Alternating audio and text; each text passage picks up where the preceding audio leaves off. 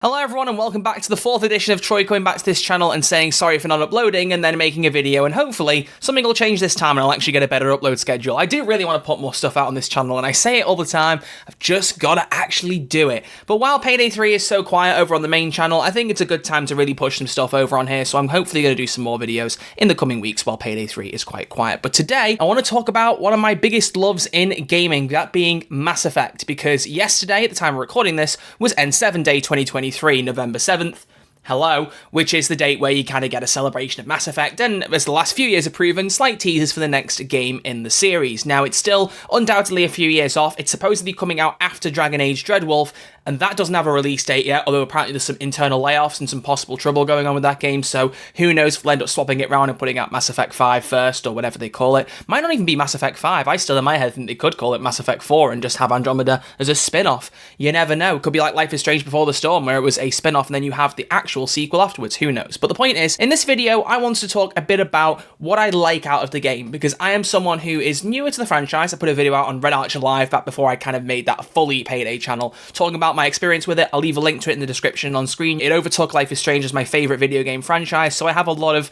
investment in this. I mean, the N7 cap is literally an iconic thing in all my videos and streams at this point. You can see an Omniblade, a tally picture, Morden and Liara figures, can't quite obvious there, but there's Mass Effect merch in my room.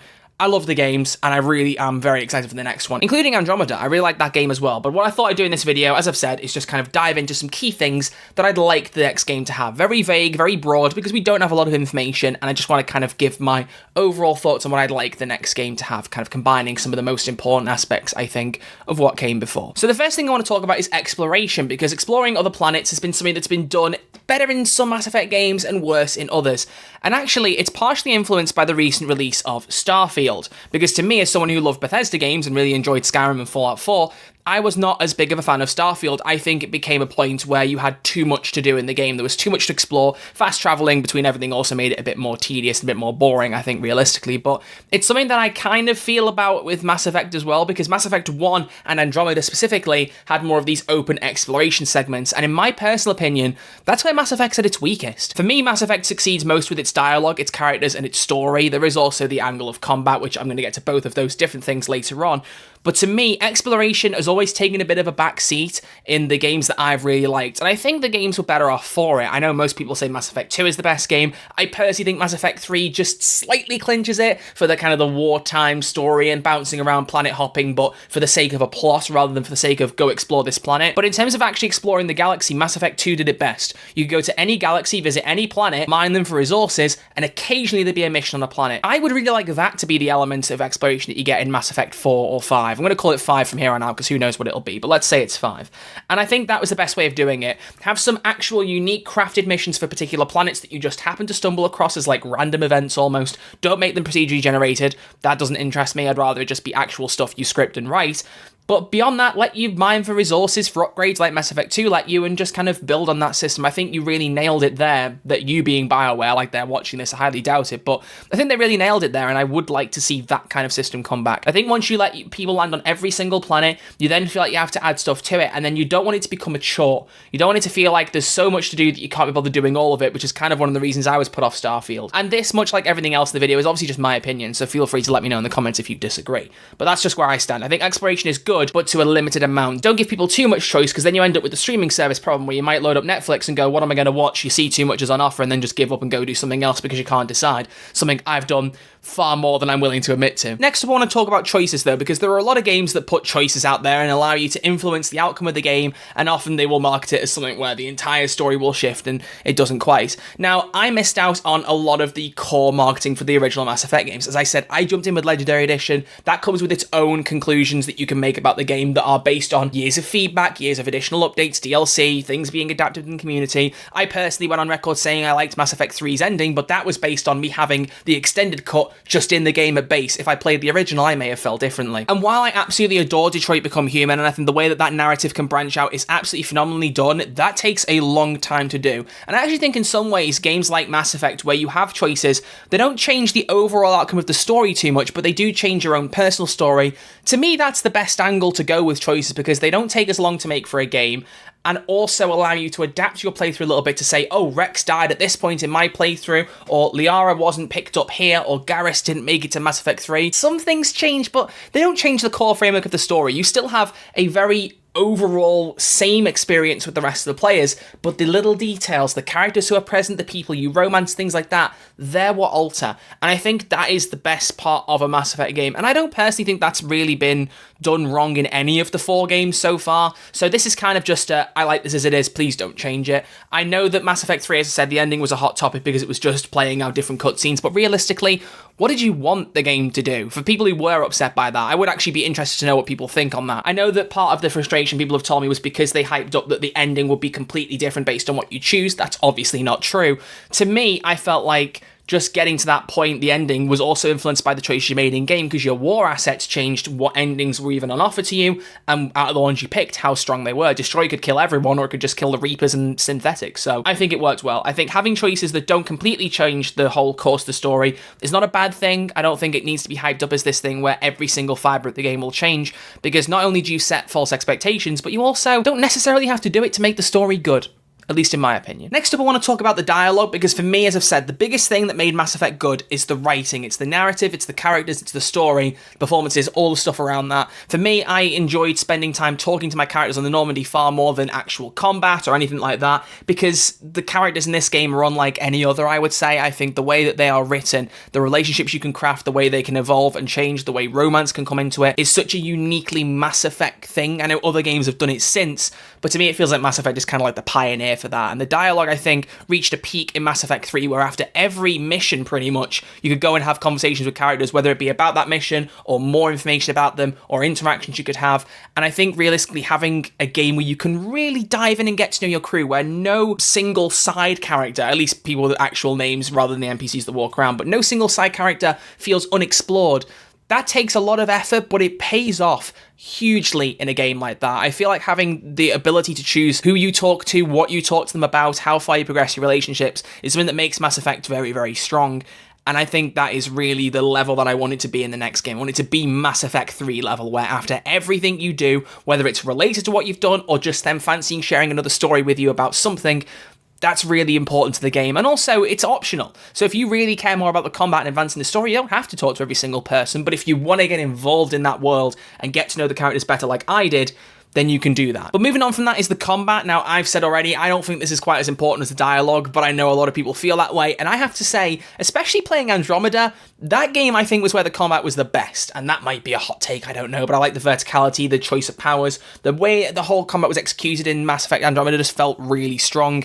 And I think as long as you've got a standard combat experience that doesn't feel too boring, too basic, and too by the numbers, feels a bit futuristic and makes use of powers, tech abilities, etc., I'm happy.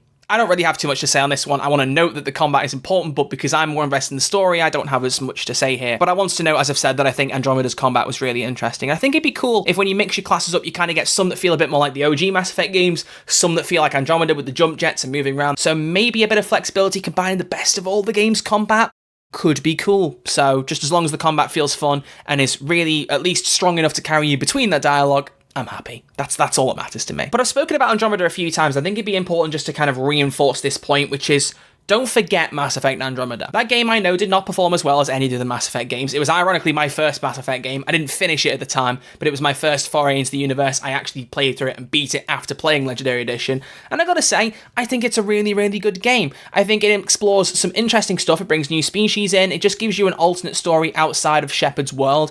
And I think that's welcome. Mass Effect is a giant universe, and you could tell a whole heap of stories with that.